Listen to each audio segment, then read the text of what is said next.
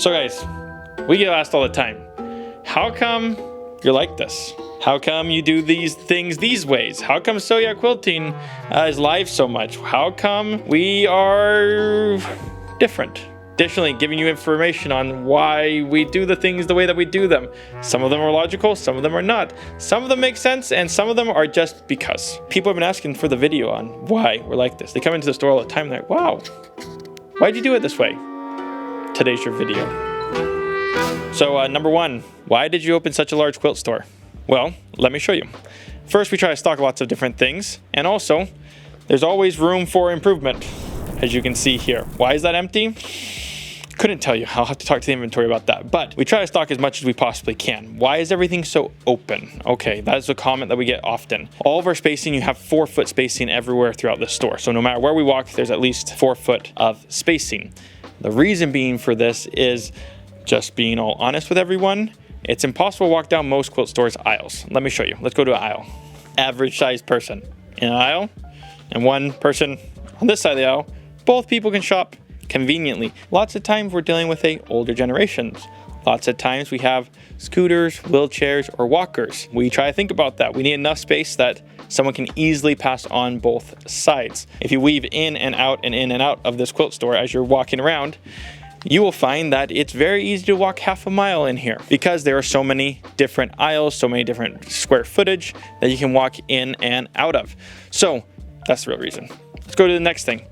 Over here, all the fabric in here is between $7 and $8 a yard. If the fabric is the same quality as the fabric out there that is in here, why is it discounted? Fun fact about this room, most of this room didn't come from our storefront. It actually comes from other places. Now, what I mean by other places is that companies will call us and say, like Moda or Riley Blake or whoever might call us and say, hey, I've got a really good deal for you for your sell room. I purchased the fabric to drop it in here. That way you guys can get these amazing deals. There's not one better than the other. It's just simply how the process works.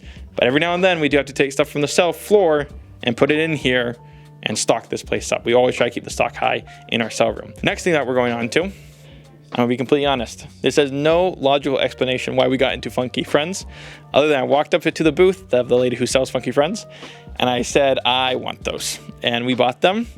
And now we're probably one of 5 people who carry everything that she makes. We love Funky Friends. We have over like 150 of them now, and they are everywhere in the store. From standing where I'm at, looking out into the quilt store, I can see another 15 of them.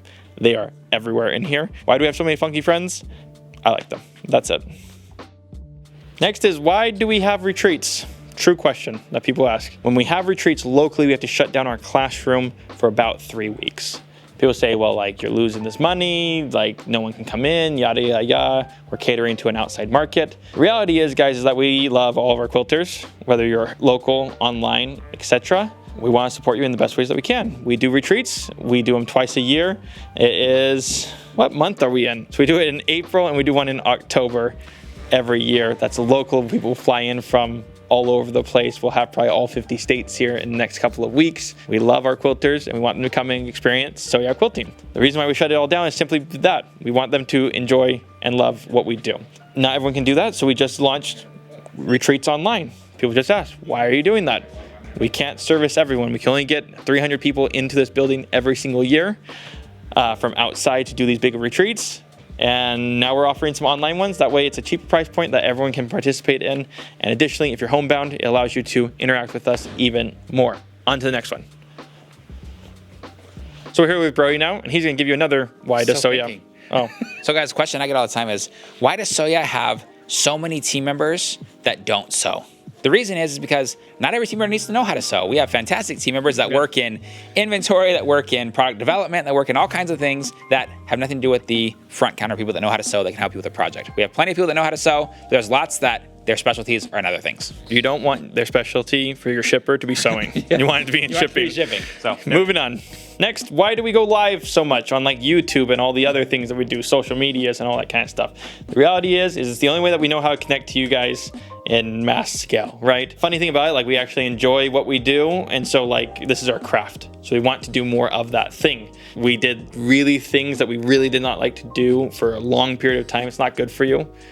So we do the things that we like to do, and we like to connect with people on a mass scale, especially here on YouTube. On to the next one. Now over here, why do we have this massive fire hazard? We shouldn't, and it's getting removed right now. Sometimes people do things and you then look at it and say, why? Why do we store so much fabric? Now, obviously, we're in a little bit of a mess because we're getting ready for a retreat, but you see all this fabric behind me all the way down?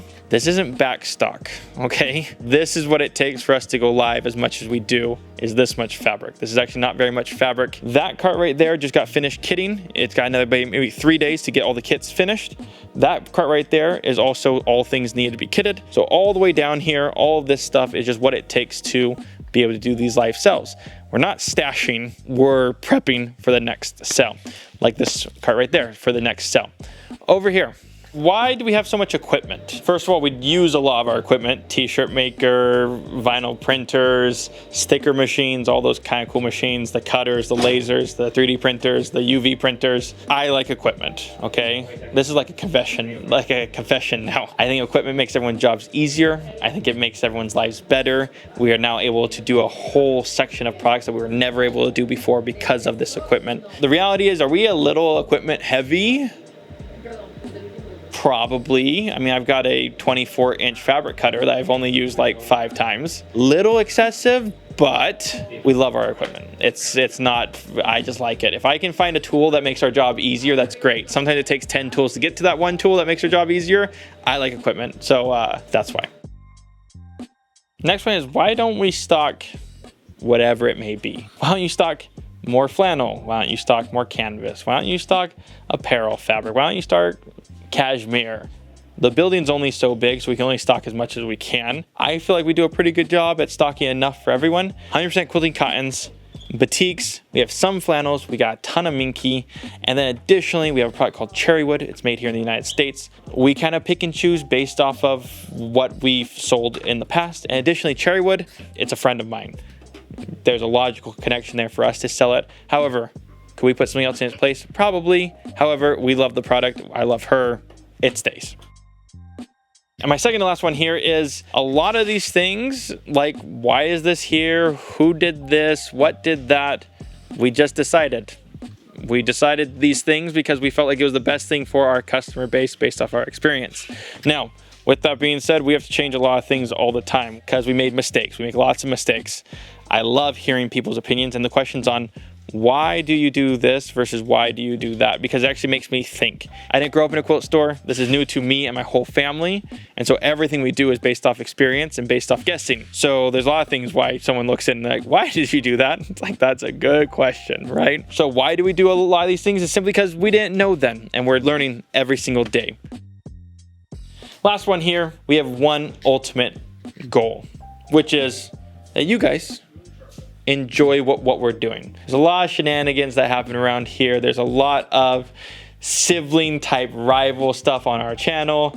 There's a lot of just fun things that are happening. And we've found that people enjoy and connect with us when we are being human. I feel like we're one of the only guys on YouTube still that talk about the behind the scenes, that talks about how things happen, talks about that we make mistakes, right? We'll be the very first one to tell you that, hey, we screwed something up. That way you guys can understand that you're trusting somebody who's doing their very best to create a quilt store and an atmosphere and a YouTube channel that you guys enjoy.